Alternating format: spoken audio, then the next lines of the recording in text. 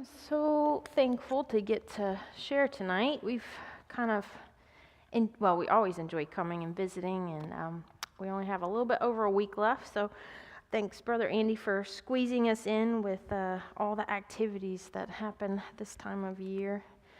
I know we've kind of been privileged to be able to give a small update every year, especially since COVID, as things have changed a lot, both in the world and also with us personally. And so anytime Nim is in the jungle, me and I, whenever we're not with him, and he's far away for a lengthy time, me and I have been able to come and stay here. So it's been a blessing to get to check in every time. And that way you guys probably get an overload of information, but hopefully it's enough to where you can kind of follow us along a little bit, as we've had a lot of changes and a lot of movement in our lives and how we approach ministry. So hopefully this will be yet another little update that'll give you guys an idea of where we're at and what's going on.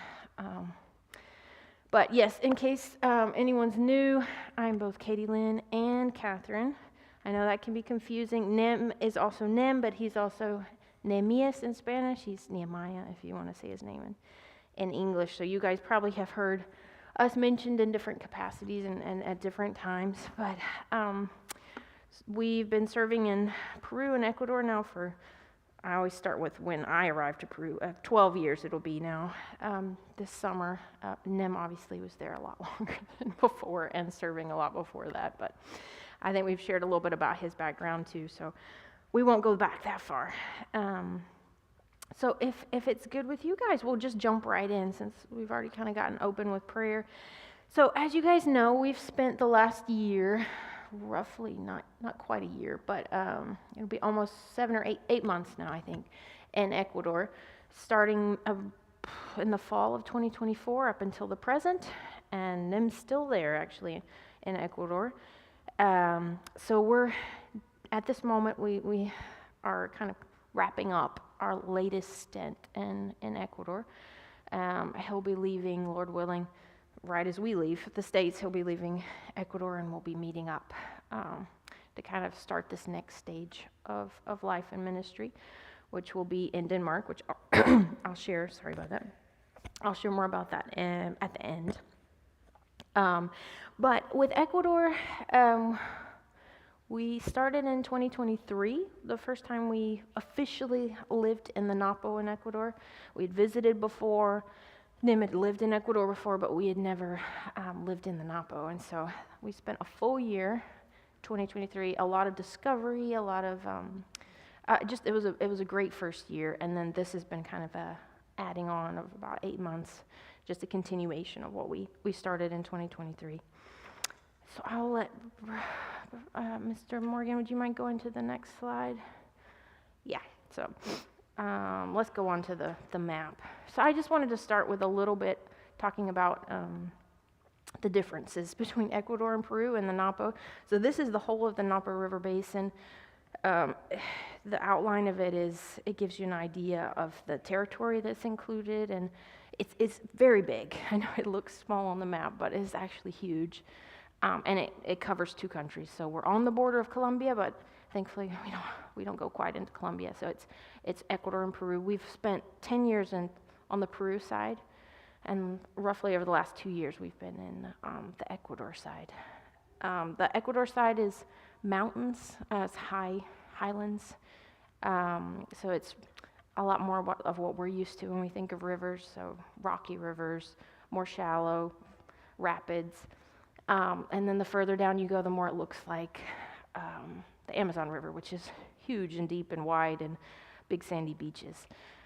2023 was our learning period, but there's cousin people groups, which is the terminology I think most correctly describes the different ethnic groups with the Quichuas in this area. There are other groups as well, but we've focused on the Quichua, who pretty much dominate the majority of this territory.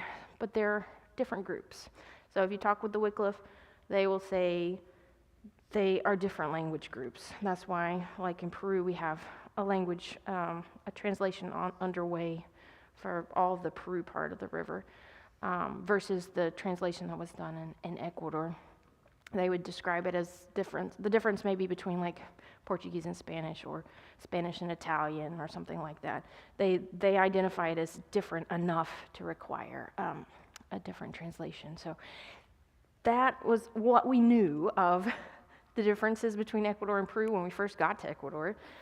We assumed a lot that it was going to be very similar, but the longer we've been there, the more differences have come up, and the more we've been like, we did not know that. This is like very much, they're separating in our brains of, okay, this is very different. So when I say very different, I would describe them as cousins in the sense that they literally are cousins, because a lot of the Peruvian, Naparuna Quechua, have come from Ecuador originally, but they've also intermarried with tribes in the Peru side. So it's a very ethnically and culturally and linguistically diverse area, which makes it very uniquely challenging. All right, Mr. Morgan, let's go down one more. So this is Ecuador. I know it's probably, you can see it better than I can. So the pink kind of regional area you'll see is labeled Napo, if you can see that. I can't see it because I don't have my glasses on, but so the little town that's circled there is Tena, which is the capital of the region, or province, sorry, I'm using the wrong term, the province of the Napo in Ecuador. So you can tell we're up into the province pretty far. NEM has actually just done the whole trip down river, passing what you can see on the border. It's Nuevo Rocafuerte, which is the last Ecuadorian town before you cross over into Peru. So he did that and went way down to where we used to live in our home village in Peru. But you can kind of get an idea of where we were on the whole of Ecuador. So it's kind of central, very Amazonian, but it's high Amazonian. So I think that's one reason I've survived this pregnancy. It's because it's a little cooler and the bugs are not nearly as bad, which has been a huge blessing. All right, Mr. Morgan.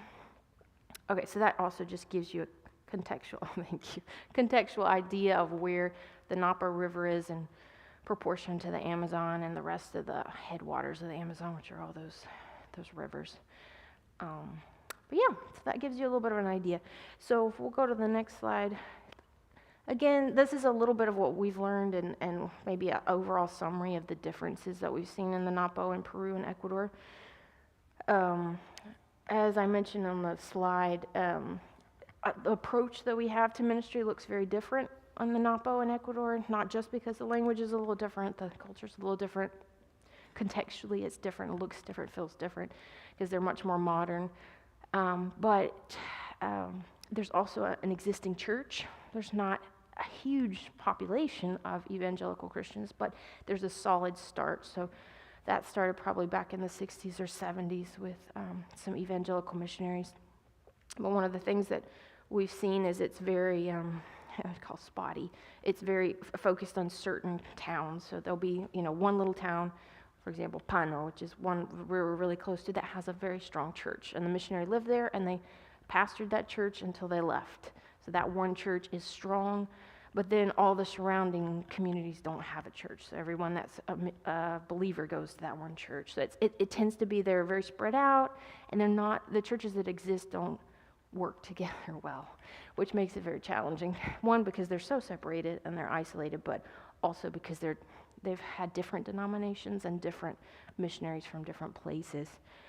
That's in a big contrast to Peru. In Peru, once you get across the border, it's much more rural, and there's no evangelical churches except for the small church plants that we've seen growing over the last 10, 12 years now. So when we're on the Peru side, the focus is much more discipleship, initial discipleship, first-generation believers, and church planting efforts. On the Ecuador side, we're working more with some older first-generation believers, but the majority are second- and third-generation believers, which is really interesting, because we get to see what was grasped and what was passed on to the next generation, and how now they're running their churches. I think it was in the 90s or early 2000s, most of the missionaries were kicked out of Ecuador, so the church has gotten, over the last couple years, the chance to figure things out themselves with national leadership, as not all, but a good percentage of the older missionaries were forced to leave. And so it's been a good and a hard process, I think, for the churches in general, not just in our area, but the Quechua churches as well. So it's been an interesting process for us to evaluate kind of where they're at. Our hope initially when we went to Ecuador was that they were going to be a lot more prepared to do mission efforts, but we found that even though they're the churches we worked with were quite theologically sound, they don't have the capacity to do more than reach their area because they're very, again, spread out and they have a lot of area to cover just where they are. And because of how it's broken up there's a lot of cultural differences depending on the area of the Napo. So where we were, it's like small rivers. Then you get to the big river that starts in Ecuador.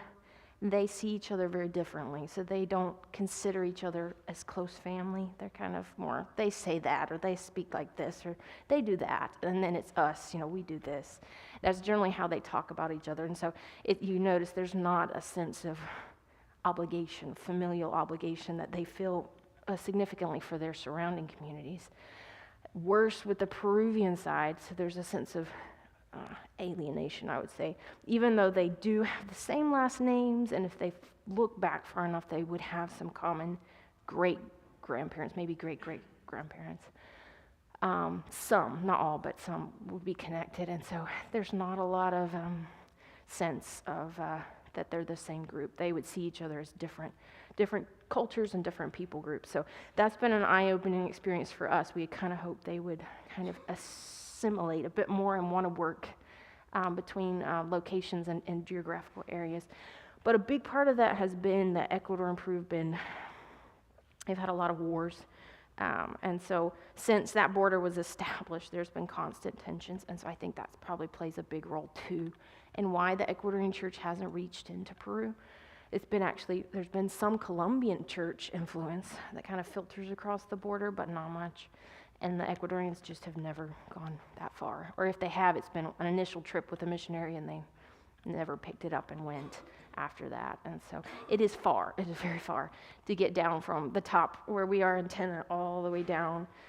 For Nim, it took him 3 days. So it's like a bus, and then once you get to where the river's deep enough for big boats, it takes a day to get to the border, and from there, normally should take a day about the time you get through finding a boat to cross the border, and then it's another day to get down into the indigenous area of Peru. So it's a big area. So that gives you guys an idea of kind of the context and some of the challenges of this area. Again, it looks small, but it's actually huge.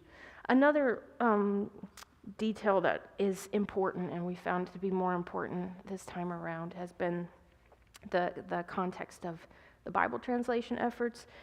So in Ecuador, they actually did have, or still do have, the New Testament that was translated, I want to say back in the 70s, 80s, when it was actually like printed and given to the people.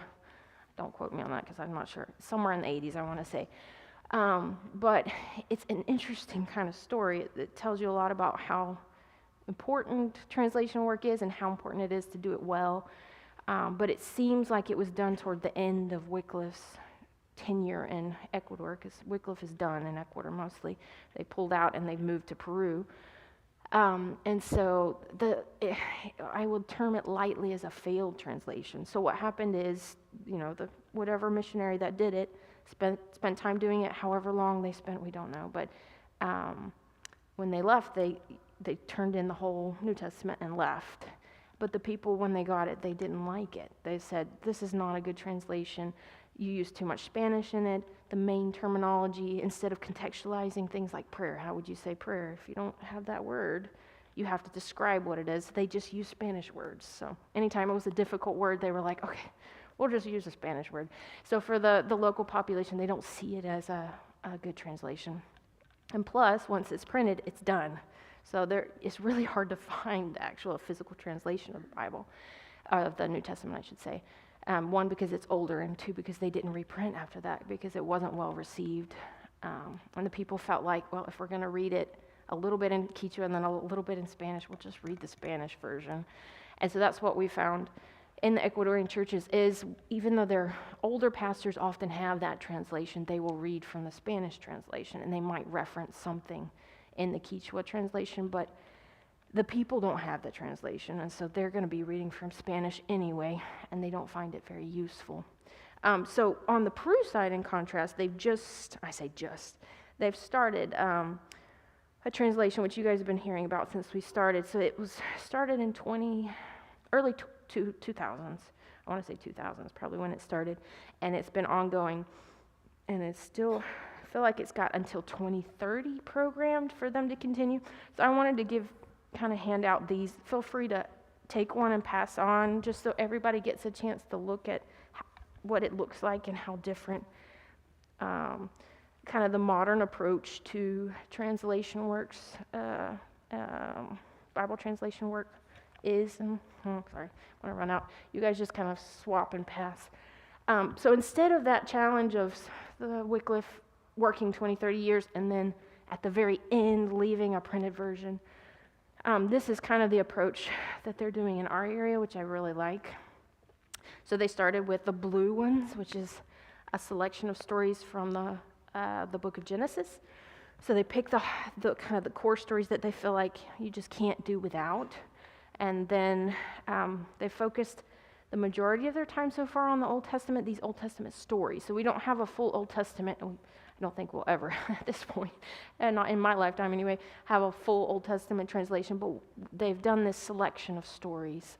And every time they get a significant portion, whether it's a particular story that has a beginning and end, or a part of a book, they'll print it out, and they'll go ahead and start distributing it. So the upside of something like this is the people don't have to wait 30 years to see the first evidences of the translation work. So it's really cool and very smart how that they've adapted and tried to figure a way around that initial problem of that has been a problem historically. It's also a little bit easier to engage with. And if you lose one, it's not like losing your whole Bible. It's like you can get another little book. And so it's a lot easier to print, just and how it's distributed and whatnot. This is what they're working on the Peru side. Again, it's taken 25 years to get to this. These are all the books they've got published up to this point. The last one was Philippians, which is a little light blue book. So once they started the New Testament, they broke away from doing kind of smaller sections of stories like in the Old Testament. And now we've got a whole book of Mark, the whole book of Acts, and the book of Philippians. So that just gives you an idea of what it looks like.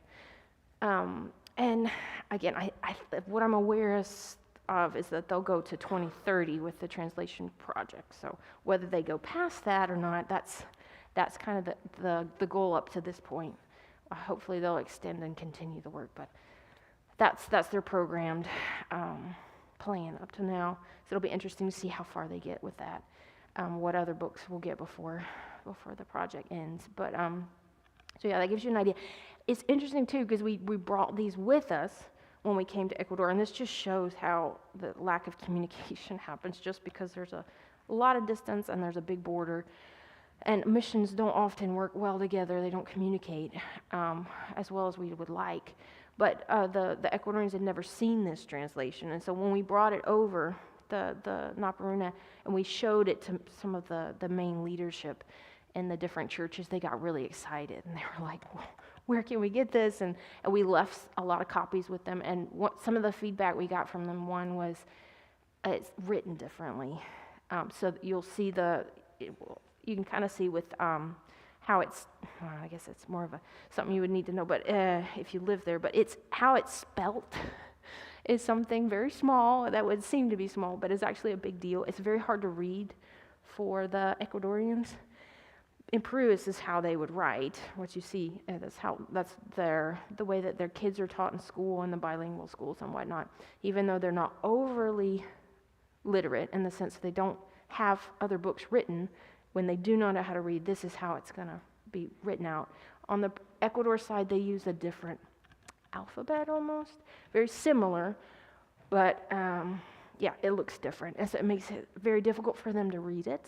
On the Ecuador side, they also use different expressions. The verbs are different, like the endings of the verbs are different, which They've given me a lot of grace in Ecuador because I've tried to adjust to their dialect, but they always are like, God, you're talking like a river person. I'm like, sorry, I just can't get myself to do it right with their dialect. But it's significant enough to where it sounds different, and they might pause when they hear it, just trying to figure out what it means, but they can roughly understand. But then you have different vocabulary as well.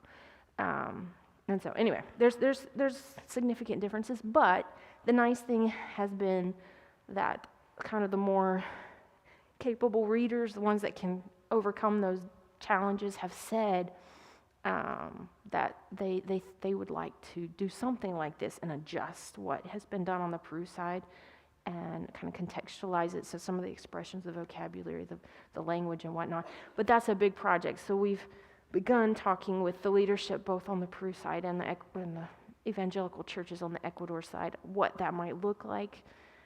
And what they've come up with, which I think is a pretty brilliant idea, is they want to take and do an oral Bible on the Ecuador side. So instead of having to print and invest money in getting a print version, they feel like if they could have somebody read it and maybe adjust certain words and phrases and verbs, then if they read it and record it and they distribute it that way, it'll be cheaper and not require the backing of a mission agency like Wycliffe, which brings a lot of funding. You have to have a lot of funding for something like that to print and work on a translation. So we'll see where that goes. That's been a discussion that initiated in the last 2 months, which is really exciting to see just what will happen with that. But hopefully the Lord will use that translation, the new translation, to kind of also bleed over into Ecuador and be used to benefit the Ecuadorian church as well.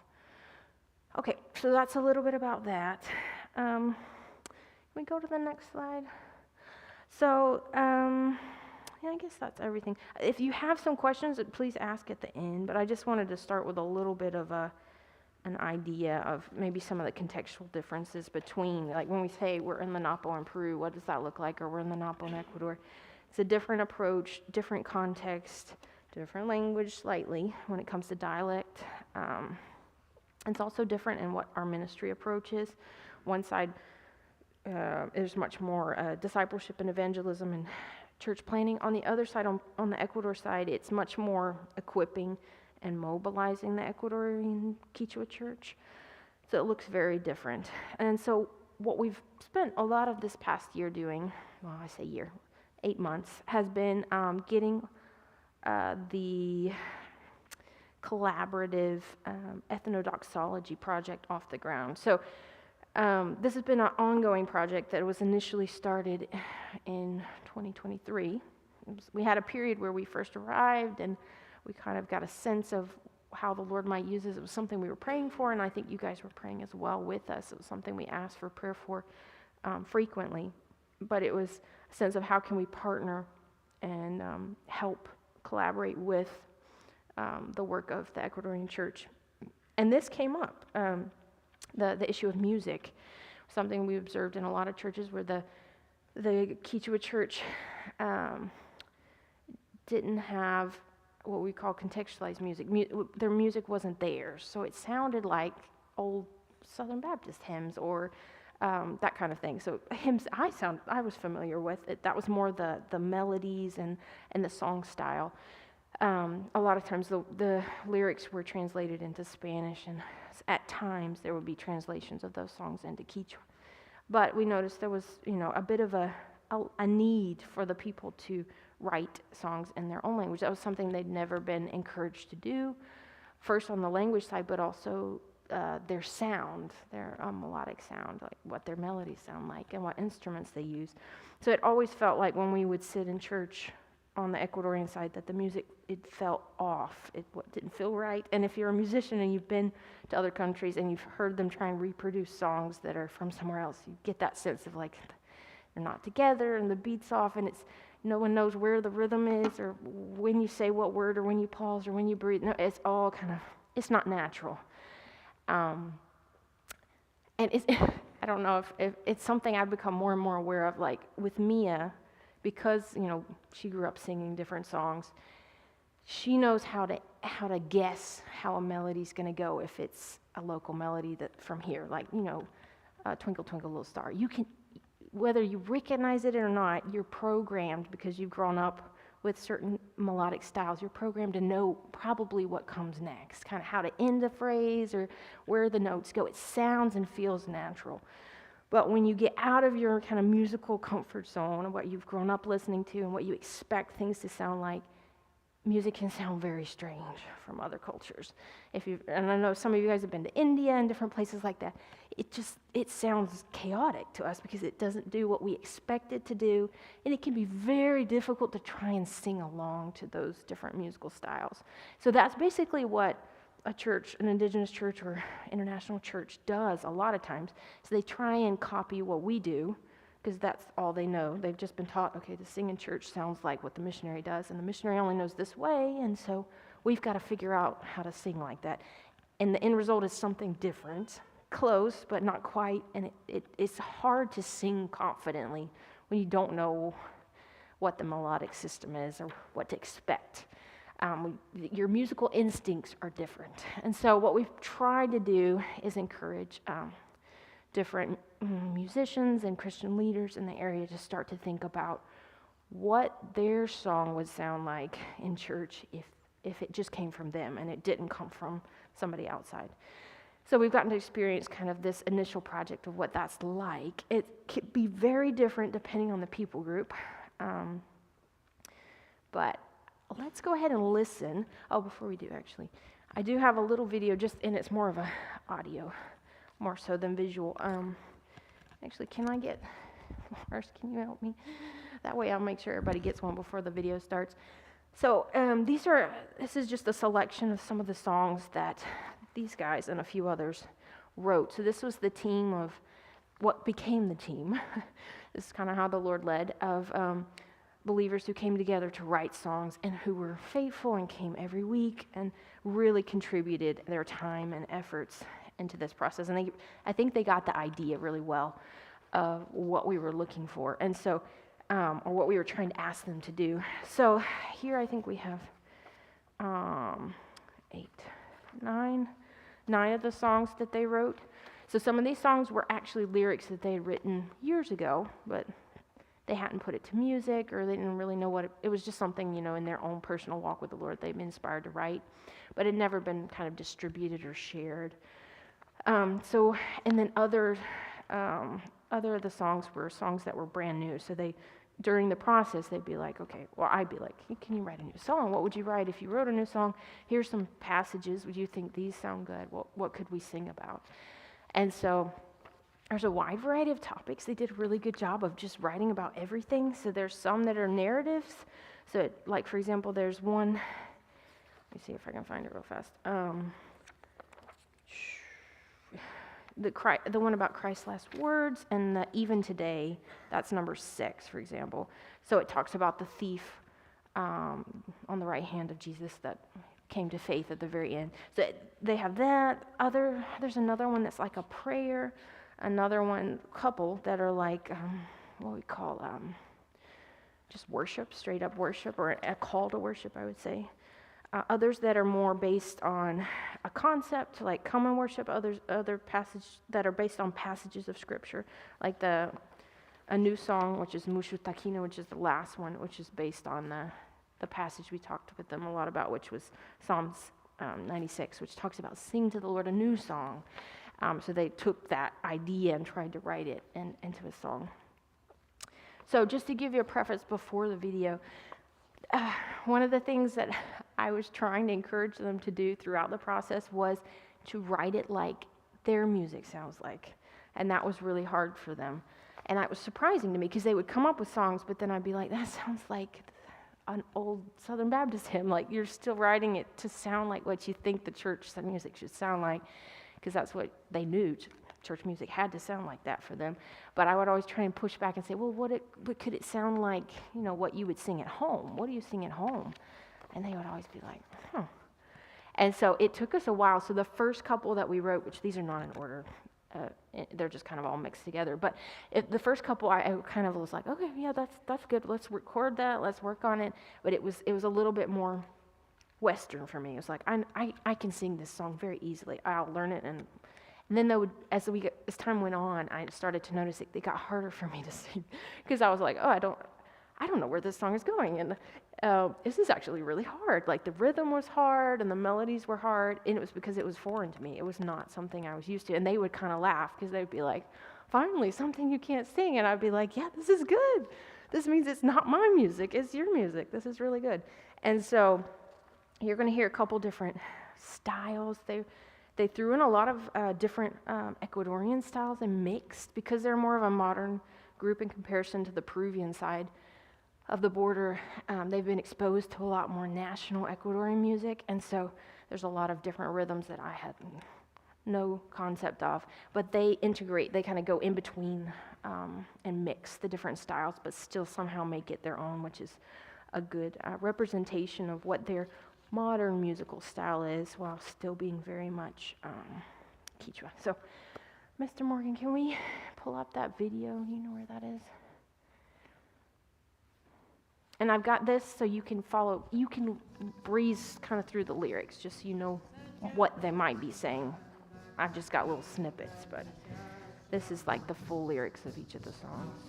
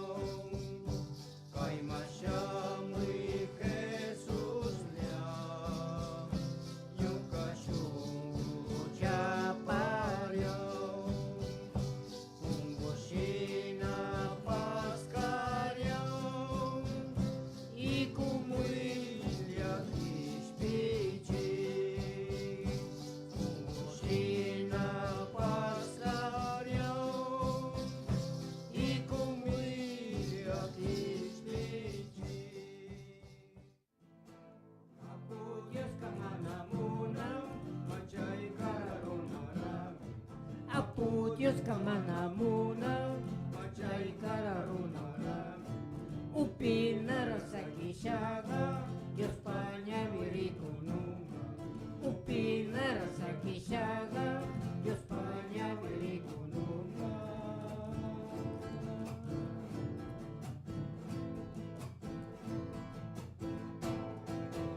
Utalia samuichi imara sakisha Utalia samuichi imara sakisha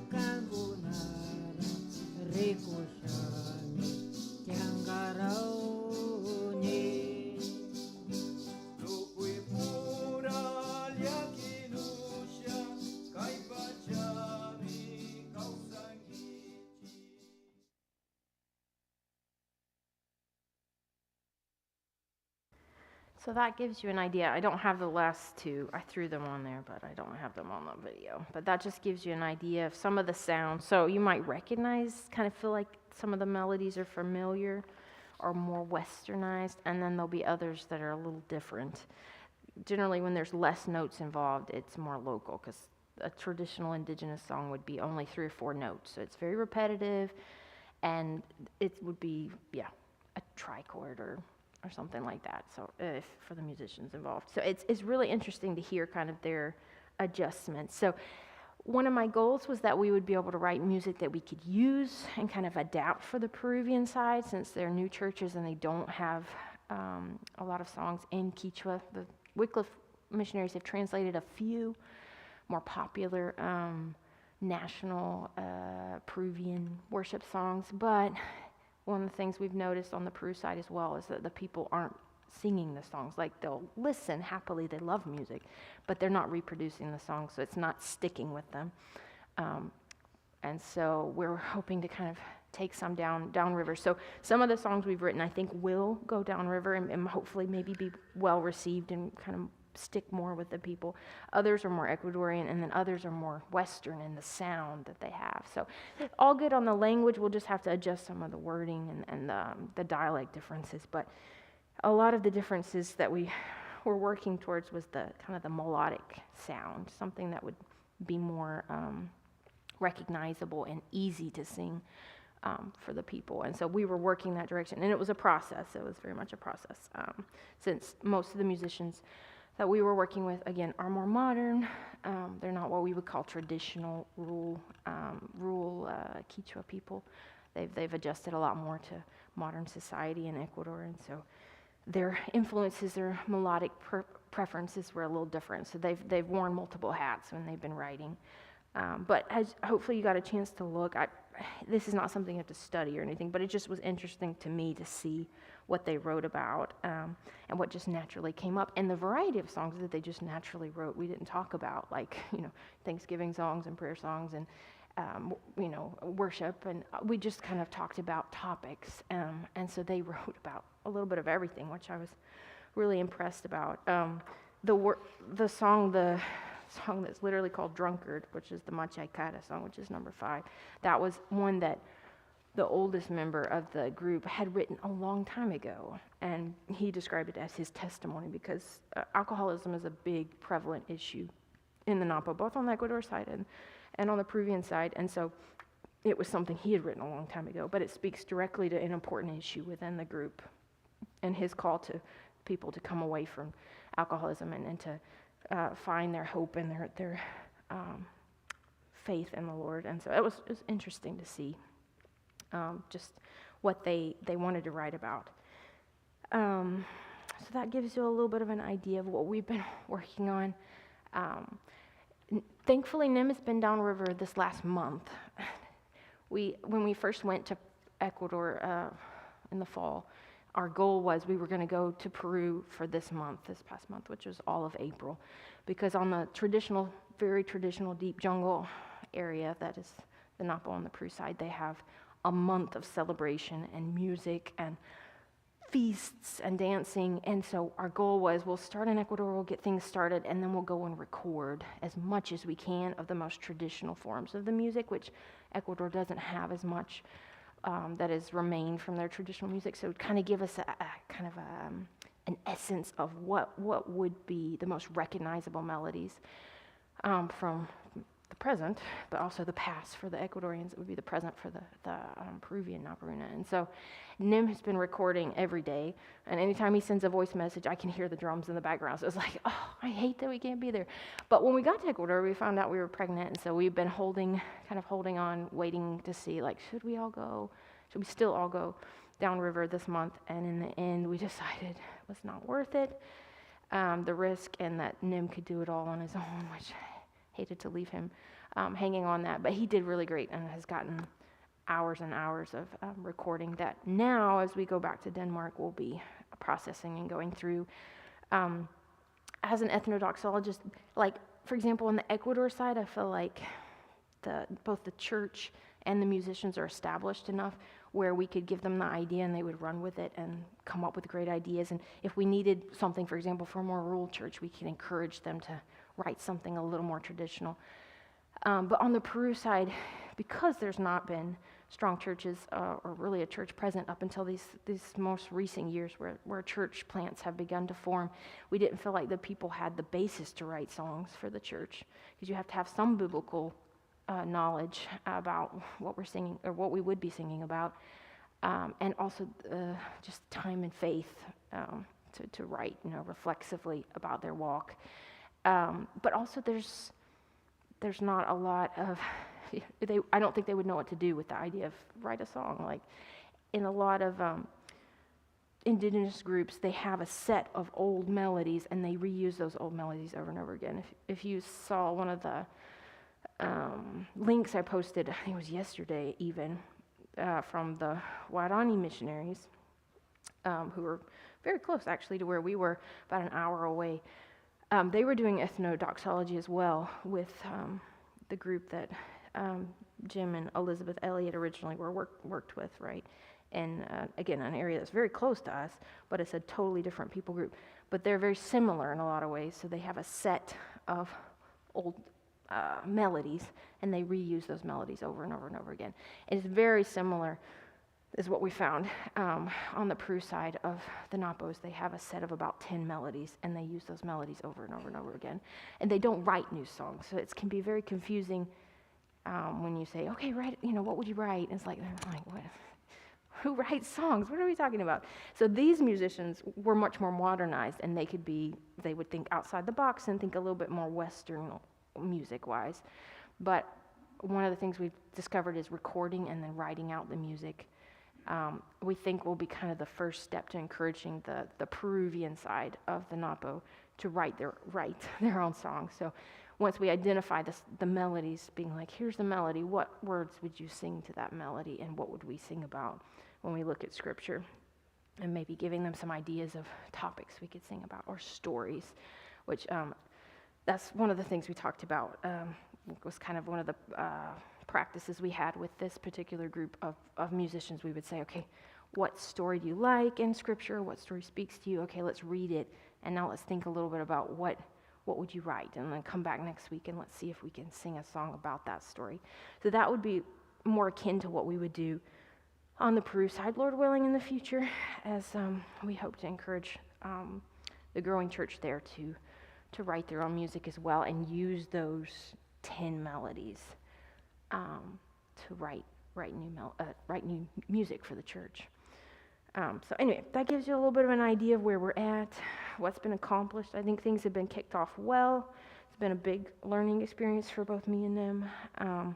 But I was really encouraged to see what the Lord could do and was already doing in the musicians and the local church in Ecuador. So it was a good overall experience. It's one that I've discovered it's not one of those things where you do it and then you're done. It's kind of, what we ended up doing is we left some recording equipment with them, with a missionary that lives very close to the team. And so our agreement was, as you write more songs, go to this missionary's house, sit down, record it as a group, and then send it to us and we'll help you distribute it. So one of the things that, beyond that, hopefully that'll continue, that process of them writing songs and then recording it and getting it out to different people and different churches in their area. But also we hope to, where are they going with that? Our goal is to continue working with identifying more of the traditional melodies and using that to, in the future, stimulate new songs for the more rural areas. Because again, these guys represent the modern Naparuna church, which still the songs would be difficult, some of them would be difficult for even a rural Ecuadorian Naparuna church to sing. So there's a few we were like, this will be really good for a rural church, but this one was going to be hard. And so that was something we discussed and talked about a lot. Okay, so now we should talk a little bit about Denmark and how Denmark fits in. Mr. Morgan, can you go to the next slide? I think that's the next slide. Oh, no, sorry. So this is still Peru.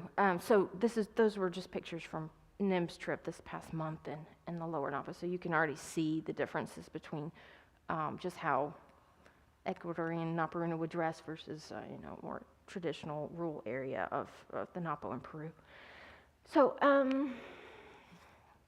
this is always a fun topic to talk about. Bivocationality, a fun word, and tent making. So tent making is a term I think I was more familiar with just because it's based on the story of Paul and how he did missions. But a kind of more modern term would be bivocationality. So it's basically a job when you have two jobs. When you think about it historically over, the history of missions, this is actually how most missionaries have worked. Most pastors, honestly, have worked and continue to work this way. You have a small church, and so you preach at the church and provide some oversight, but you also work a second job, and that's really what pays the bills. And so one of the things that Nim and I actually talked about when we first met, and he was already doing it, was that he had always seen this style of missions modeled in his life as most national Peruvian pastors and missionaries, they do tent making. So he described growing up and his dad, preaching on Sundays, and the people wouldn't bring money. They would bring whatever crops, harvest they had. So they would talk about whether they always had milk or they always had corn or, they always had some product. And so the people would give what they had because a lot of times they didn't have actual money. Or they would help the pastor build their house or, they would help in that way. But during the week, he would be working in a totally different job. So that was kind of the model that Nim grew up with and was very comfortable with. It's a challenge even for Western missionaries to adapt to being fully supported because it does limit a lot of ways your flexibility and freedom to how you can spend money. You feel like, okay, this is only church money, but you don't really separate a lot of times what's your money and church money. And so it tends to all go towards ministry in a lot of cases because you feel kind of guilty about spending money in any other way.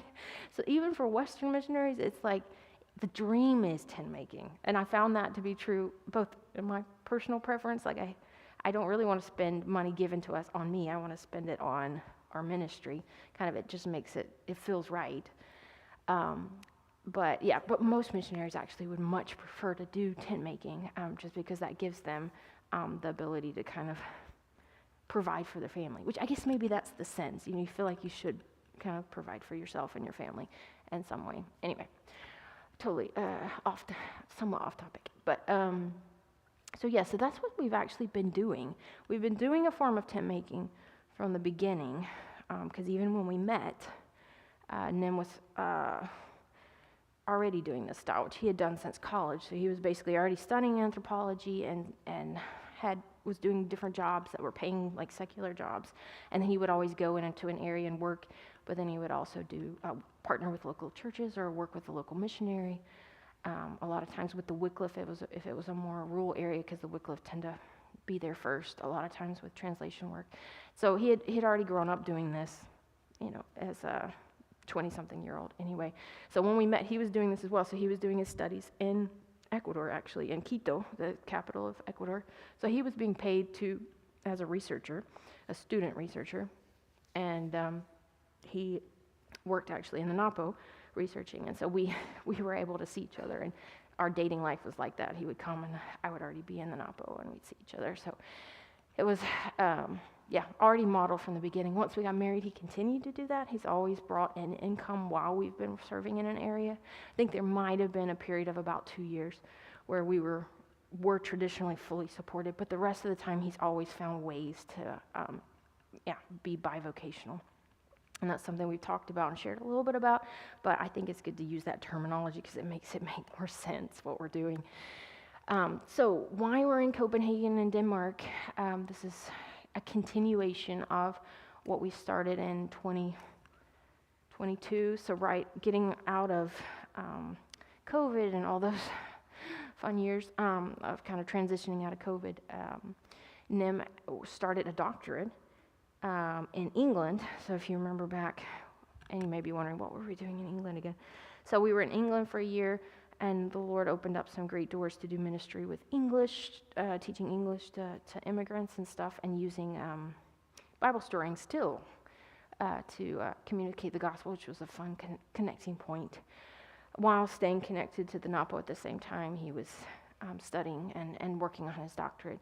So that was 2022. That allowed us to be in Ecuador in 2023. And with those 2 years, thankfully, our need for support went down to half, at least, if not a little bit lower than half. I would say now our need for support is down to maybe a third of what we would need if we were fully supported. So that makes a huge difference. It takes a huge load off of our backs. So normally what we would have to do is do the more traditional every 2 to 3 years, spend 9 months to a year in the States just looking for funding to again go back and start another 2 or 3 years and then come back. So that's kind of the more traditional way of, not more traditional, but the more modern way of being fully funded and support raising that way.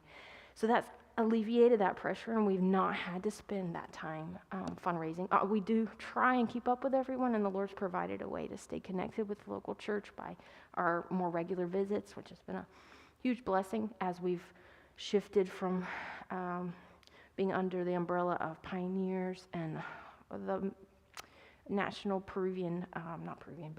Amazonian mission we were serving with, which was Alteco, both great mission organizations. But when we started this more bivocationality focus or opportunity, I would say that the Lord has given them, we were able to become independent, which allowed us to cut down so much on the time that we would have to spend in the U.S. just traveling all over and looking for funding and stuff like that. So it's taken a big weight of time, but also the weight of having to do it, which is fundraising is not fun. That's, as I often told our mission, that's the worst part. Like if we could just take that part out, we would love it more. Somehow missions is much better without having to focus all your time on fundraising or be worried about it all the time. So yeah, that gives you an idea. So currently, since March of last year, 2024, we transitioned from the UK to another university, which was in Denmark, in Copenhagen, which is just the University of Copenhagen. So Nem got the opportunity to transition because of situations with the university in the UK. They were shutting down the program he was in, and so he was able to transition out perfectly. The Lord just made the timing really great, so that we were able to transition between the two universities. But that did require a little bit of us expanding where we've lived and what visas we've had to get and moving a bit. So it was a challenge, but it's gone really well. We've been really, really happy with his job. I'll call it a job because I see it as a job, his studies as well, in Copenhagen. So he's continuing to do his PhD. That PhD allowed us to come back to Ecuador very quickly because he was taking a slightly different topic of research with that for that university, and so they allowed us to go right back to the NAPO, which is why we did a year in 2023 in Ecuador and then went to Europe for about 7 months, and then we ended up right back in the NAPO, which was great. Anytime we can get back to the NAPO, we appreciate it. So with his bivocationality or his tent making, our goal has been, and up to this point has worked out to where the topic and ideally geographical area overlap with your secular job. And so because he's a researcher, he spends all his time when he's working in his research for the university. He spends all his time with the people. So it's something that goes hand in hand. We're working with the same people. Studying the culture is something we do anyway, but Nem is definitely really good at it because he's got the anthropology side, and just that's the whole point of anthropology is the study of culture. So we can use that to help not only teach missionaries, but use it in our own mission and reaching the NAPO to better understand how to explain the gospel and what cultural elements we were unaware of before that affect what we say and how it's understood in the culture. So yeah, that his work is definitely helping a lot and supporting our efforts, and that's why, again, we can be less time in the States and whatnot. So, and of course, this past year has been the time of working with the Ethnodoxology Project, which again started back in 2023 and has continued, and I think it'll be an ongoing thing we'll continue to work on. As we go back to Denmark, though, our goal is to spend, or my goal especially, is to spend a lot of time editing and distributing these new songs, and so I'm trying to get them to the local churches in the Napo. We literally left recording songs, so I was recording the night before we left Ecuador because we had a couple new songs that came up at the very end. So we've got plenty of work to do while we're in Denmark, both with the research we've done and the recordings of especially the older style melodies that Nim has recorded during this month. So we're going to be taking all that and preparing it to go back.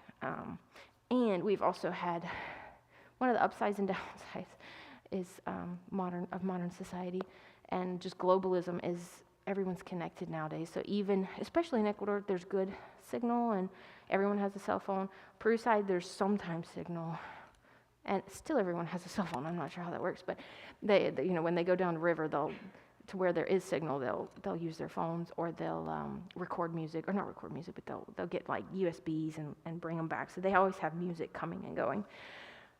So that's kind of how they work on the Peru side. But we actually have a lot of long distance ministry that happens, which we never planned for. It just comes out of nowhere.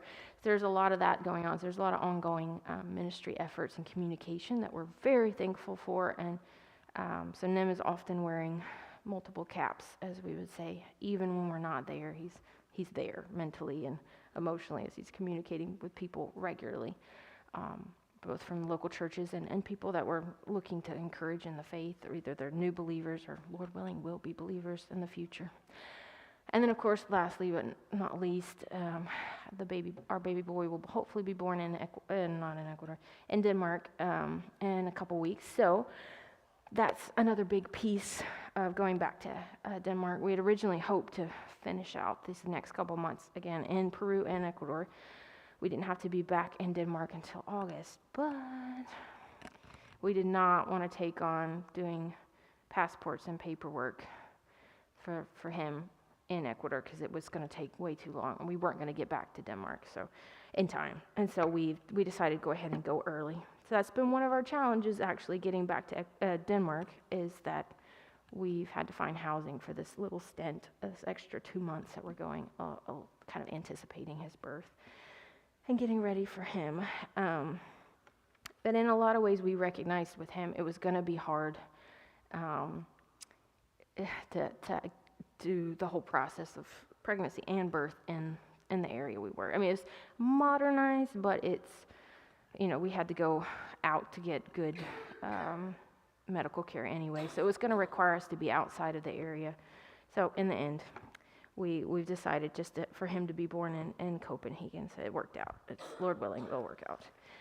So that gives you guys a little bit of an idea. If you'll go to the next slide, Mr. Morgan, of why we're in Copenhagen and whatnot. So these are just some quick prayer requests. So thank you guys so much for praying for Nim this past month. I really appreciate your prayers for him. He's been healthy. The Lord's protected him from accidents. I've lived long enough in the Napo to where my imagination is too good. Like, I can just imagine how many things could go wrong and when I don't hear from him. So I appreciate your prayers because that helped share the load a little bit, the worries of him being so far away and in just a very remote area. So appreciate your prayers for ongoing travel for him. So he's back in Ecuador. He just got back on Monday from the trip to Peru, and he's wrapping up our time in Ecuador. So he's trying to just see all our friends, make sure they know where we are, that we're leaving, and that we'll be back, Lord willing, at some point. And just trying to leave well. Most communication, they do prefer it in person. So it's not enough to send them a message and be like, we're leaving. It's like we have to go see him and spend a day. And so he's trying to do all those kind of social obligations, cultural obligations that we have. His health has been good. I appreciate your prayers. If you get bit by a mosquito, it's the wrong kind of mosquito. It can take 5 days to a week to show dengue or malaria. So I'm still holding my breath that he won't have gotten anything while he's on the Peru side, because most of the people he was around did have malaria. So he was really very thankful that me and I hadn't gone this time, just because it's a high dengue and malaria season right now in Peru. But yeah, so just pray that nothing will happen between now and when he needs to leave in a week. If we don't have time for him to get sick. So we're just praying the Lord will help that to be a smooth process. His health will be good, and he'll be ready to fly out in about a week. Appreciate your prayers for Mia. She's it's been interesting to see her as a multicultural kid.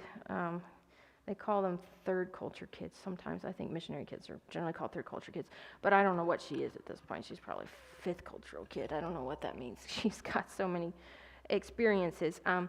But because she's moved around so much, right now she's homesick for Ecuador and is anxious about going back to Denmark because Denmark, I think, was the first time where she realized she couldn't understand what the people were saying. And so she carries a lot more of that weight. Like, we could talk in English to the adults, but kids can't speak English normally in Denmark. And so she would have to find ways to communicate that was a lot more, language learning style, like pointing and, mimes and actually learning the language, which we haven't been confronted with how difficult the Danish language is, although I'm very aware it's very difficult. So she's, her Danish language skills, Lord willing, will come along well. We're praying for that because it's a requirement for residents. So obviously for citizens as well, but it's a requirement for residents. It's one of their rules about immigration, is the kids have to learn Danish. And if they're young enough, they have to learn it before they start primary school. So she has the next year to learn Danish. So she gets a lot of very helpful teachers, but the pressure more so than Nim and I have to do, because we can get away without speaking Danish because the adults all speak English, but she has to learn Danish so she can start school in Danish in a year. So be praying for her. She does really well, but once you get to know her, she's quite chatty. And so we recognize, like, when she suddenly is like, I can't talk to the kids. And I'm like, I know, it'll come. So just appreciate your prayers for her in the next year, that she'll learn language and adjust well, again, back to the culture and especially the language. I appreciate prayers for the pregnancy and just a stress-free resettling into Denmark, which never happens stress-free, but I'm praying that we'll be able to do it without as many visa and health care hurdles. So I appreciate your prayers for that, and finding a doctor in the hospital and figuring out what their system is for birth and such.